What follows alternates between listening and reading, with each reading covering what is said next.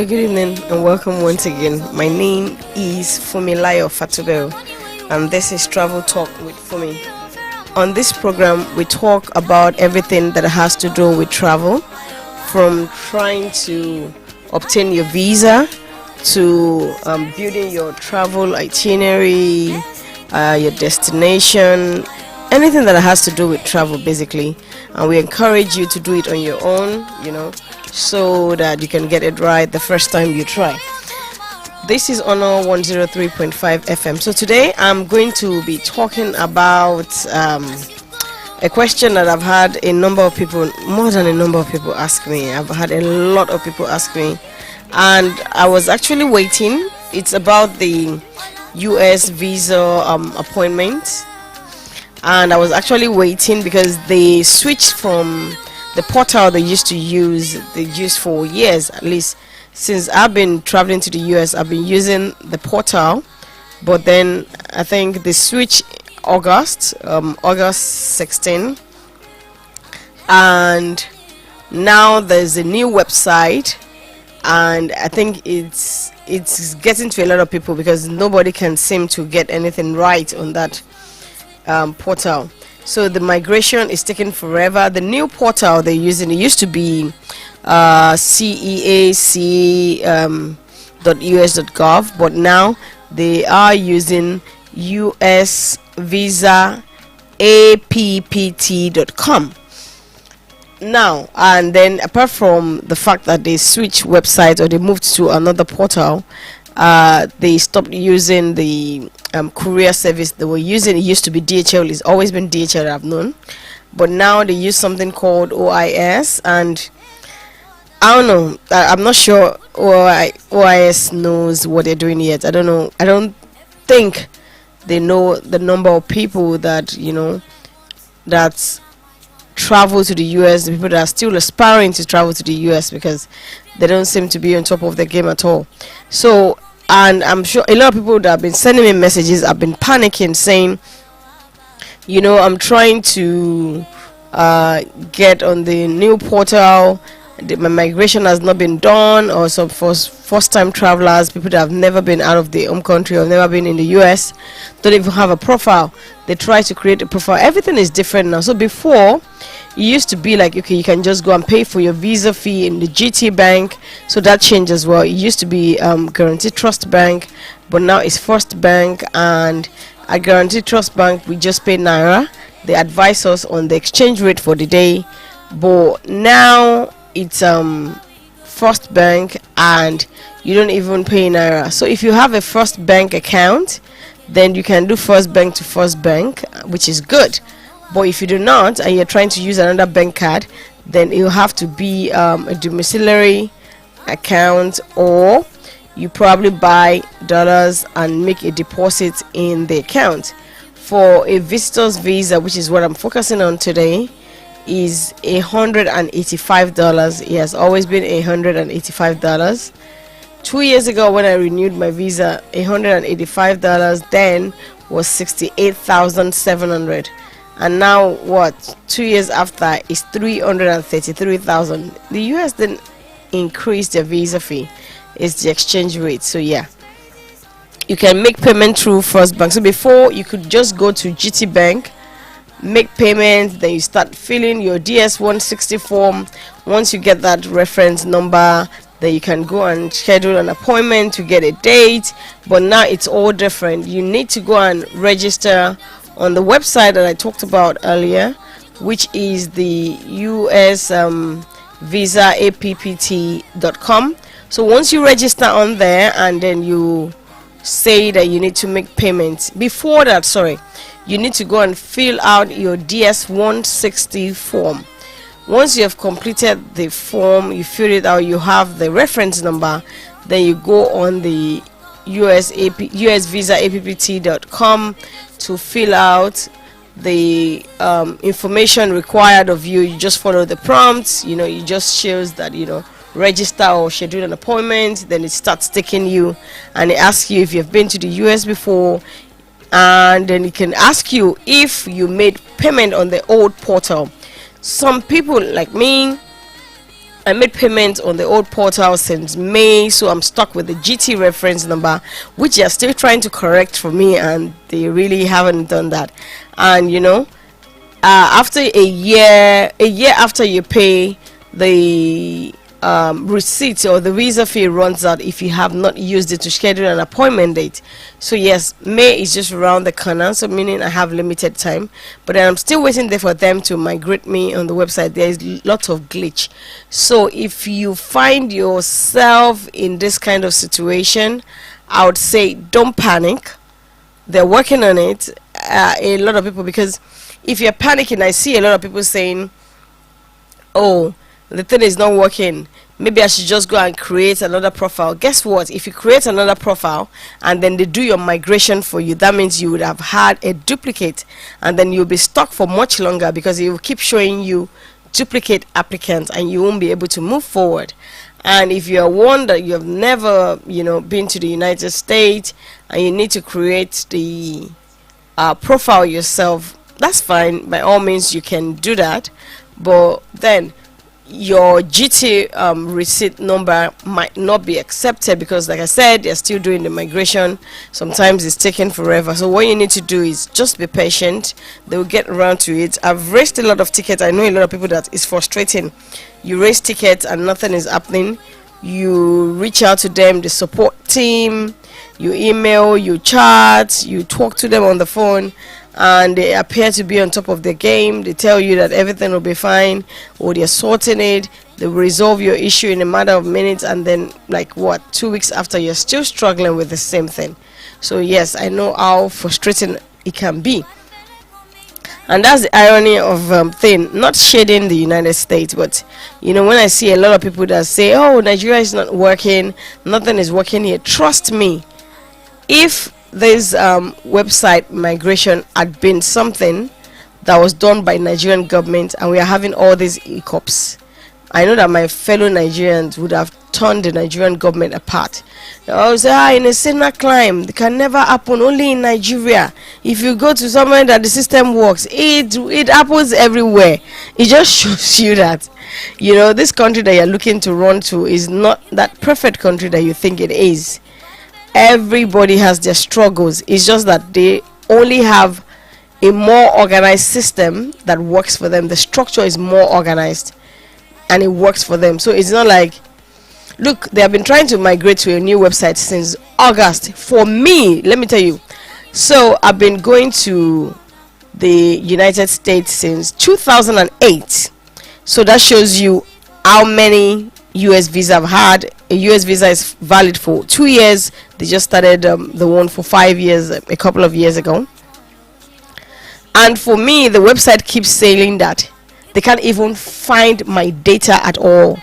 I tried to go to the OIS, the courier service that they're just using now, and what they said to me was that they don't even have anything about me, my data, in their system that says that I have ever been to the United States. They don't even have it.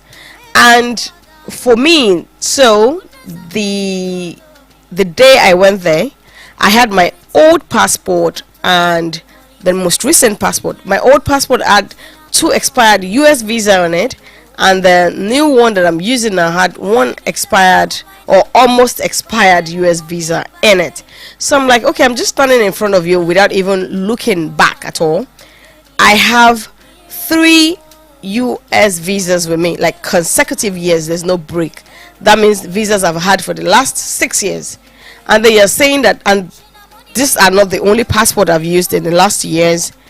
And you're saying to me that you don't even have the record that I've ever been to the United States. You needed me to prove that. And I have 3 old visas. One was still valid then, right in front of you. So how? My children have been to the United States. How? Even on their passport, he had, must be accompanied. On their own visa, he had must be accompanied by, and then he had my name and my passport number. So if I have never been to the United States or I don't have a visa, why is the government saying that I must accompany them, and this is my visa number and my passport number, so you can see that your system. And they were very apologetic. The people that work there, obviously they are Nigerians, so they're not the US government, it's not their fault, and they were very apologetic, and saying, oh yeah, but we don't know what to do, just keep emailing or refreshing your email. And trust me, this was on the 7th of November that I went down to Lagos to do this. Until now, I practically refresh my email just for the fun of it, to see what these guys have been up to. Until now, no word from them. I've opened several tickets, I've emailed, but nothing. So if you are one like me, or you feel like you are trying to redeem the payment you made through the GT platform, don't give up, just be patient, because a lot of people are getting frustrated and they keep saying, oh, maybe I should just go and pay for another visa fee. That's what they want you to do. Visa fee is not the 60 something thousand it used to be 2 years ago. Now is half, over $250,000. So I paid 333,000.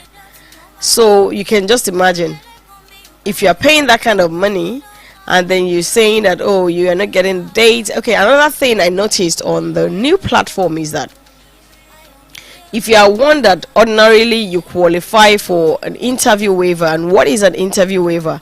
Is a system that the United States put in place that once you get your US visa approved once, you don't need to come back into the embassy to come and have a physical interview. You can just drop off your passport when the visa is expired, so long as that the visa type you are looking to get is the same as the one that expired, and nothing has changed about your details, then yes. And if the visa expired within the last 1 year, it used to be 12 months, then after they changed it to 48 months, and I think during the COVID crisis they changed to 48 months, but now I think they've gone back to 24 months. And some people are saying, oh, maybe we should just go and pay another visa fee. Some people are saying, oh, maybe I should just go and... Don't waste your money. Money is not easy to come by. And what's to say that, okay, you're frustrated now, you're saying, oh, you can't seem to get dates, you need to go and make another payment. Then maybe when you make payment, perhaps you might get a closer date. Nothing is going to change the date, unless maybe it's a glitch from the computer. But for now, you have dates as far off as 2026, but sometimes it pops up. You have the summer of 2025, you have you have July, you have August, and sometimes September, then you have December. So if you are one that falls in that category, I would say don't rush, unless you have something that you need to do in the US like yesterday. Then you can require for an emergency interview. That is another ball game entirely. It's totally different from the way it is ordinarily. So if you are one like that, I would say don't panic, take it easy, take a deep breath. They would get to you. It might be slow. A lot of people are panicking, saying, oh, we need to get this done before Trump's become president. Yes, Trump has said, oh, on first day in office he's going to sign a lot of this, a lot of that, but come on, it would take time to get into, to be effective. So I would say don't panic. And a lot of people, like I said, they're canceling the interview waiver for them, asking them to come back in for a physical interview and see if the visa will be granted or approved or not. So if you are one that finds yourself in that situation, you're trying to book your Dropbox, which is what we also call the interview waiver, and you can't seem to find it when you're going to the appointment page, it just shows you, consulate appointment, no interview waiver or Dropbox. By all means, it's fine. There's no need to panic. You can always go back to come and have that interview, so long as you get a decent date that is not so far off for your interview. I think that works. I don't think anybody should be waiting to see if maybe if you pay something else or it will change from the consulate appointment. No. If we have been moved from having interview waiver and they've asked you to come back for a physical interview, then even if you pay 1,000,000 times, you will still get the same response, meaning that they are doing some random, and a lot of people have been downgraded to go and have the interview all over again and not just do the Dropbox. So if you are one of those, don't panic, it's fine. There was a way you got the visa in the first place. There's a reason you got the visa in the first place. So yes, I would say, you can always go back for that interview. It will make it faster for you, because if you are looking to do the interview waiver, you might still be looking at 2026, maybe mid-year. But if you are ready to go back in for a one-on-one, a physical appointment, you can get, as early as 2025 March, April. It's all available on that page. So if you're looking to book for your US visa, be it B1 or B2 or F1 or H1, whatever visa type it is, I would say, calm down, be patient. You can, send a mail, and then when you wait for like a week in between, you can check if you've gotten a response. And if you haven't, then maybe after a week you can, email a reminder, and not just keep bugging and bombarding them with emails, because if you keep doing that, they might start spamming you, and all of your relevant questions or important information will just be out there. Yeah, so that being said, about people that are struggling to get the appointment for the US consulate, like I said, I'll do a run over that again. They're not using the GT anymore. It's now First Bank. It's only if you have, because they don't accept Naira. It's only if you have a GT bank account, a First bank account, then you can use it, Naira, to pay for the dollars. But if you don't, you're better off using your domiciliary bank account, be it from First Bank or any other bank, as long as it's a DOM account. And if you do not have a DOM account, and you're not particularly keen on opening a new DOM bank account, then by all means you can go in with your cash, so that you can pay for this visa fee. And once it's paid for, all you have to do is just follow the prompts, and then you're on your way to get that visa approval. Another question I've had a lot of people ask me, because I just said I've been off for a few weeks. 2 weeks ago was actually like my mom's birthday, so I was out of town. We had to go and celebrate her. She was 70, so of course I couldn't come. And then last week I was back in town, but I'd lost my voice, so I couldn't have the show. But I'm back here today, and I just said, on my official YouTube channel, which is Travel Talk with for me as well, I haven't uploaded in over a month. So I know a lot of people have been on there asking me questions, and I just thought today I'm going to deal with all the questions I've had in my DM or email. I'm going to deal with that. The second one I will touch on briefly today is, somebody was asking me, so when did Nigerians start? When did we start requiring a visa to get into Morocco? And my answer was, yeah, we've always been required to have a visa to get into Morocco. And this person says that she would like to go to Morocco. According to her, there's a football, like a tournament, sometimes next year, and she's looking to go under that umbrella. But what I said was that you've always been required to have a visa, and for the Moroccan visa, it's not the e-visa, it's the sticker one. So yeah, it's not as easy as all those. You still need your bank statement, you still need the letter of invite, or your itinerary, your flight, your accommodation, and all of that. Yes, so if you want to look into relax, then the Morocco can work. And if it's something that you can do yourself, like I said, it's always very easy. All you have to do is just follow the prompts, go to the official website, and it makes it easy. The third question I've been asked is the IR one. I talked about this during the summer, and I had a number of people get back to me saying, oh, fantastic, they tried the IR visa and they were able to do it themselves. But the bad news today is that the Qatar website, or the government, they've kind of shelved Nigerians from just going on IR and applying ourselves. But before I dive into that or continue talking more on that, I'll take a short commercial break now. Don't go anywhere, guys. I'll be back soon.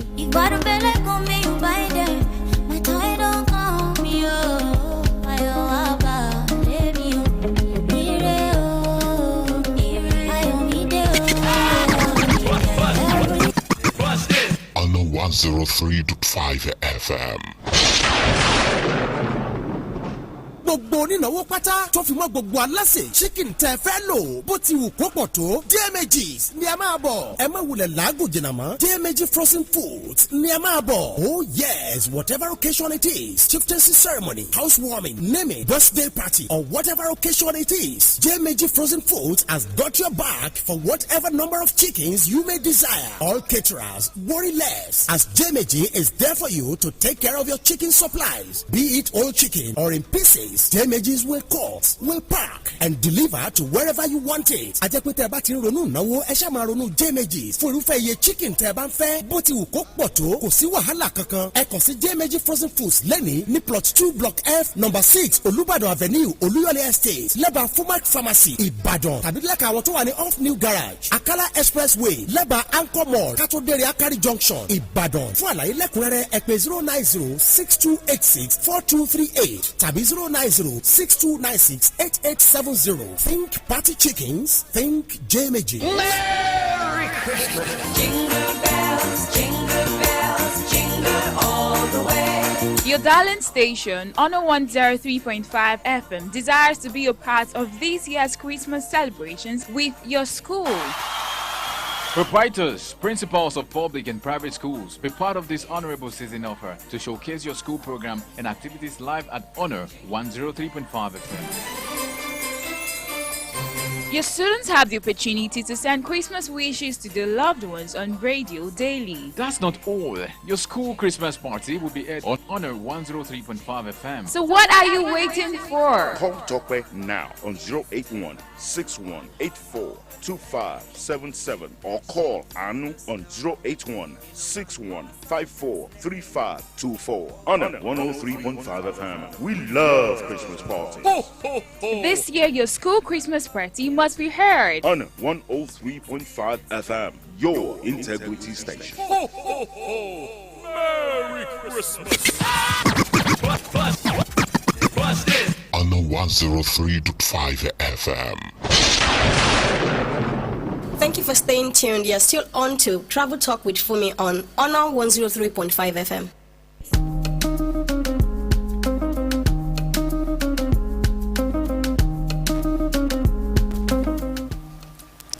Thank you for staying tuned and welcome back once again. This is still Honor 103.5 FM and you're still on to Travel Talk with Fumi. We're streaming live on our official YouTube channel and Facebook page, which is Honor 103.5 FM. So you would like to tune in, by all means please do. Before the short commercial break, I talked about the emails and the DMs I've been getting over the last month that I've not been on here, what people are struggling with and what they're asking me. And the one that took top place in priority was the struggle with the US new visa portal. People are struggling, being unsure what next to do. Are they doing the right thing? Maybe they should make payments. So maybe they should make another payment. The way they're scared that the dates they won't be able to get it. That's fine. Like I said, calm down, be patient. It's taking longer than they thought. It's taking longer than anybody thought for them to do the migration. So whatever it is, I would say just calm down, you get there. Secondly, I talked about people saying they wanted to go to Morocco. Somebody asking me that they thought Morocco was visa free for Nigerians or visa on arrival, and I quickly debunked that, saying that we've always been required to have a visa to get into Morocco. And then the third one I was talking about before the short commercial break was the questions that people had been asking me on my YouTube channel. I said, I've not been around, so I've not been able to post on my channel for a bit, but just getting on there, I saw some questions and I was like, okay, I needed to handle this and do and answer these questions as best as I can, which is why I'm doing this today. So the person says that somebody here says, please ma, my interview is soon and I'm going to join my spouse. Please, what is the best way to answer the purpose of this? My husband is a US citizen as well. Now this person is obviously going for a spousal visa, and there are no two ways to answer the question when it comes to a spousal visa. It's either you are married truly, legally, or you're not. Once you're married truly, then it becomes easy, because the pace at which you answer the question, with the kind of the vibes that you give to it, the confidence, because you're truly married and this is the real deal. It's not like something that you guys rehearse together. We're going to talk about who sleeps on this side of the bed. Okay, because I remember I have a friend that was trying to get a spousal visa as well. This is not even, she was already in the US, so the husband was trying to file, and when they went for their interview, they asked the two of them separately, how many firms have you gotten in your home? And my friend said they have 10 firms, and her husband said they have 9. And when they called him in and said, oh, you got it wrong, this is the answer. Oh, they didn't say this is the answer, they said you both got it wrong. You said 10, you said 9. And by the time they sat together, they were like, no, let's do this, let's count it. Okay, in the living room, in the kitchen, in the master room. And the two of them even found out that they even mistaken, it was 15 altogether. And the only way they could have pulled this off, because they were really and actually married. If they weren't, meaning that they wouldn't be living together, there's no way that they could have been saying, oh, let's count this friend together. So for this person, if you are going for a spousal visa, there's no two way to answer the question. When they ask you that what's the purpose for this visa, the purpose is you want to go and join your husband, and he's a citizen, so it's not like you're going for vacation. So don't get there and start saying, oh, you're going sightseeing, it's not a tourist visa you're applying for. You're not doing a B1, B2, you're probably doing a CJV1. So yes, that is what I would say to this person that sent that question to me. Another question I have here that I want to quickly touch on today. This person says, please ma'am, I'm applying for Canada study permit, but my uncle that wants to sponsor me resides in the United States. Is it advisable to use his US bank statement, or it has to be a statement from Nigeria? No, there's no rule that says that the currency in the bank account or the statement has to be naira. There's nothing that says that.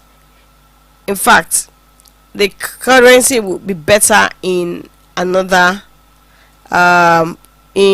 country, because for naira the value keeps dropping, and today you might feel like, oh, you have maybe 10 million naira in your bank account, and you're feeling like, oh, the 10 million naira is a lot of money, because as of today maybe money is 1.5, and you're feeling like, oh, with your 10 million it shows that you have almost 6,000, but then you are ready to go to the embassy, and then your 10 million is now like maybe 4,000.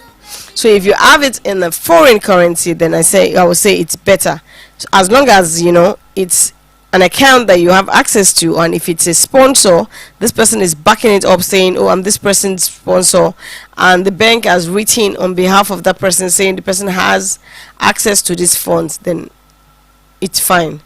You don't have to stick to naira only.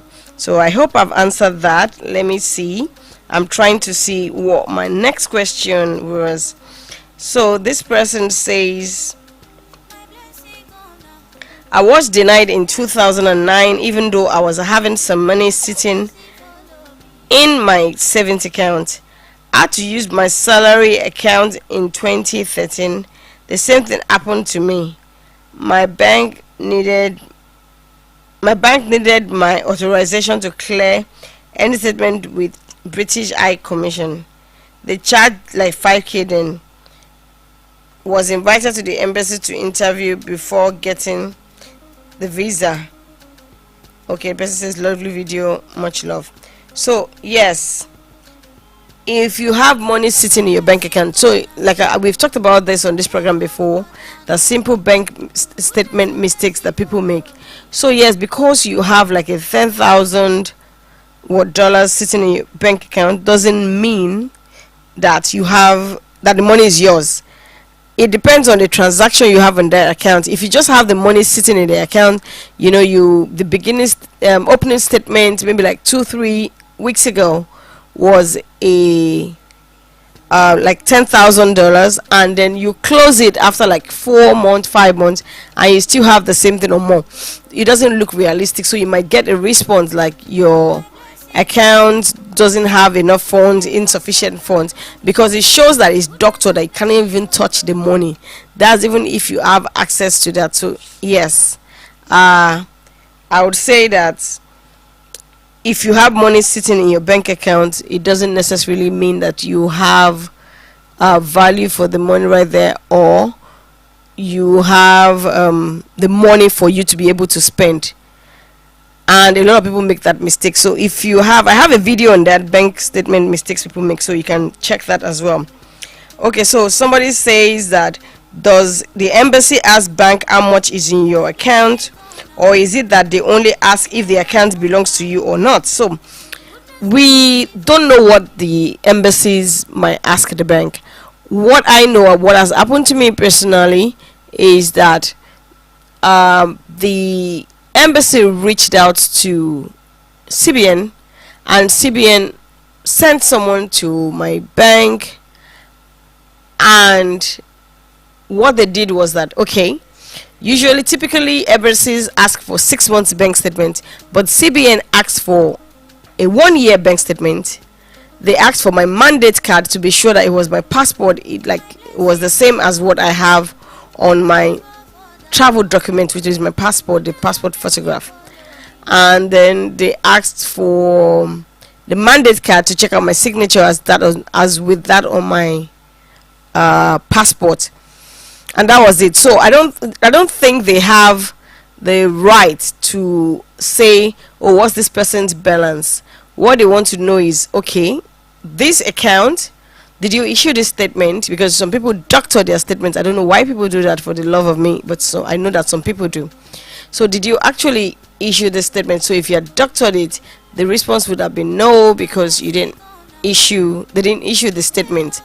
And if it wasn't doctored, that it did issue the statement, the embassy might now go on to say, does this person actually have access to the front? Because you have some people that they are building accounts, and there's a lien on that account. Maybe somebody borrowed them monies to put in the account, and they put a lien on the account. CBN can easily tell the embassy saying, oh, there's a lien on this account, and the embassy knows that, oh, you don't have enough funds, you just want to borrow money from somewhere to drop it here. So yes, I think that's it with that. Let me see if there's another question. I just noticed I've been answering questions from guys. Let me see, quickly browse through and see if I can get anything from a female. And okay, the one that pops up to me again here is, okay, the question is, oh, okay, this person says, my fiancé wants me to spend the festive season with her in the United States. She's a US citizen and I'm a Nigerian, and we've been talking to each other for more than 2 years now. I could have loved to have her come here first, but she has a medical issue and a doctor says she can't board. So we're stuck and don't know what to do to avoid denial. Immigration lawyer is also not a joke, because I can't afford to get one right now. Looking forward to hearing from you. So I really don't understand your question. You're saying that what are your chances? Is that the question? Because you say that your fiancé wants you to spend the festive period, the season, with her in the United States. So what is your question? What are your chances? Because I don't know. Now you could go for a visitor visa. You could go for a visitor visa, which is the B1, B2, or you could go for a fiancé visa. So I'll take another short commercial break now before I dive more into that. Don't hold.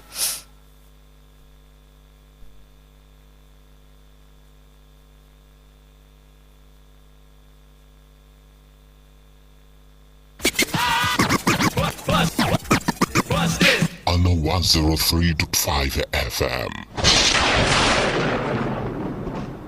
The essence of interior design will always be about people and how they live. It is about the realities of what makes for an attractive, civilized, and meaningful home environment. This is our foremost concern at Mr. Johnson Furniture and Interior Decoration, and this is why we stay faithful to your own taste, because nothing you really like is ever out of style. Mr. Johnson Furniture and Interior Decoration, we specialize in importing and delivering quality royal beds, sofas, lights, and doors to every home across Nigeria. We are located inside Dogafort Filling Station, Elewure Junction, Akala Express, Ibadan. Call us up on 080-913-35706 or send a WhatsApp message to 090-445-30230. We don't just sell quality products. Our maintenance team is on standby to give free routine maintenance for a whole year after purchase. Mr. Johnson Furniture, our passion is to bring affordable luxury to every home and offices.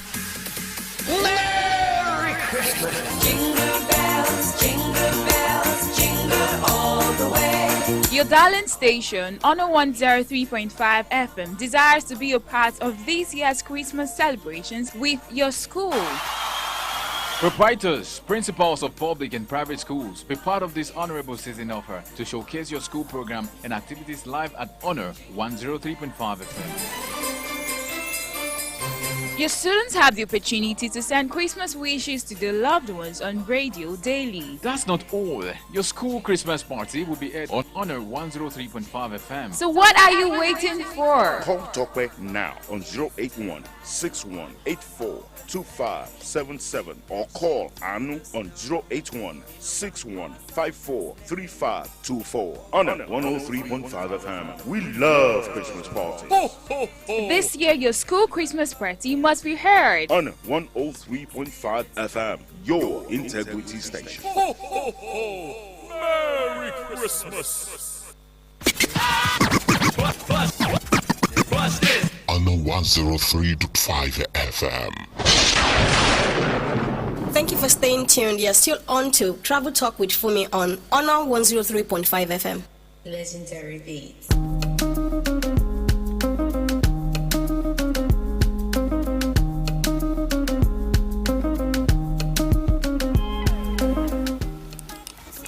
Thank you once again for staying tuned. You're back onto Honor 103.5 FM, and this is still Travel Talk with Fumi.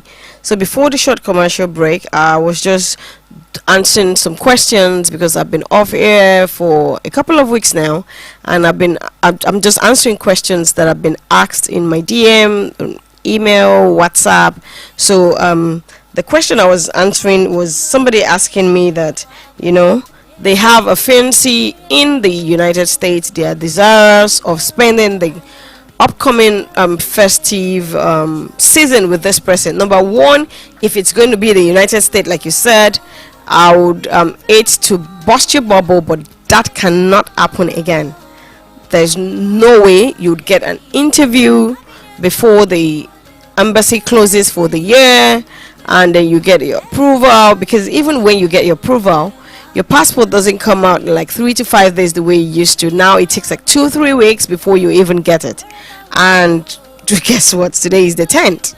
So this year we just have 3 weeks left. So, and then the embassies are probably going to be closing like 22nd. So there's no way that you would get that. But your question now is, I don't know what your question is, but I'm guessing that maybe your question is, what kind of visa can you apply for? So now it depends on how serious you and this your fiancé, how serious you guys are, what you have talked about and what you want to do. Are you looking to move to the United States as well, to go and live there? Then if you are looking to do that, then I would say that the visa you need to go for should be a fiancé visa, which is a visa that you get from Nigeria. But once you get to the United States, you have to get married to that person that applied for you or that is sponsoring you within 90 days. That's the clause for a fiancé visa. So if you guys are serious, you've talked about it, it's not like you're just playing with each other, doing pen pals and all, or phone pal as the case may be. So yes, I would say then that's the visa that you need to go for. But if you're not sure, you guys are still saying, okay, we have not seen, let's see what we can do, let's take it easy, let's start with friendship first. There's nothing wrong, this person is your friend, so there's nothing wrong in visiting friends. And then the visa type you need is the B1 B2, which is the tourism visa. So it depends really on what you want to do before you can say that, oh, which visa should you apply for. And I'll take one last question before I round up for today. And this question is okay, so this one looks like the one I answered before, but I think I'll just go for another one. Okay, so this person says that allow me to ask even though it's not related to I don't know what this means. I don't do abbreviations, so if you abbreviate when you're trying to send me messages, I unfortunately won't attend to that message. I won't respond to it because I don't do abbreviations. I write in longhand. I don't believe in shorthand, and then I feel like it's taking too much of my time trying to decode what you're trying to write. So it's better you just write it. So obviously I don't know what this person is trying to say. Allow me to ask even though it's not related to BS. I don't know what that is. I have not yet submitted my DS-160 form and I notice it's expired. Meanwhile, I made sure to update it each week. Will I still be able to submit it? Waiting to read from you. And okay, so for this kind of person, I'll just advise, you know what? Just fill in a new DS-160 form, because obviously for you to have filled a DS-160 form before you get your appointment date, that means you must have put in the DS-160 reference number, the one that typically starts with the 2 capital letter A's, that's AA. You must have filled it out and put it on the platform, so it's recorded that and it's taking it into your profile. So for you, and if it's expired, that means there's nothing you can do about it. It's expired before you submitted it. So this person, I don't know if it's a he or she, I can't really say the name here, says that I make sure I update it each week. If you do update it each week, then it won't expire, because if you don't update it in 30 days, that's when it expires. But that's not what we're talking about now, unless it's been over a year. So I would say just fill in a new DS-160 form and take the confirmation printout of both the old and the newly filled DS-160 form when you go for your biometrics or your interview, whichever it is. If you are going for the interview waiver, make sure you take both. And if you're going for your physical interview, then I'll say when you're going for your biometrics and interview, make sure you take both. I'll say that again. Just fill in a new DS-160 form and take the confirmation printout. You will get a confirmation printout of both the old DS-160 and the newly filled DS-160 when you go for your biometrics and your interview. That will be the last question I would answer today. I'm back here every Tuesdays between the hours of 4 and 5, so I'll definitely be back here next week to talk more about travel.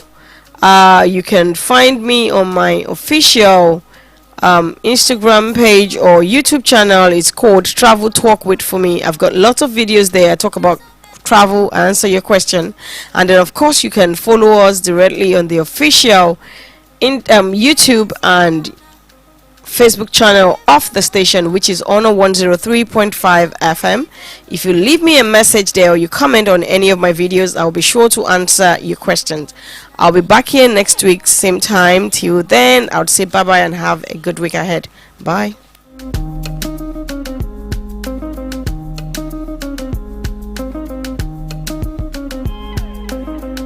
My blessing on favor for the know me.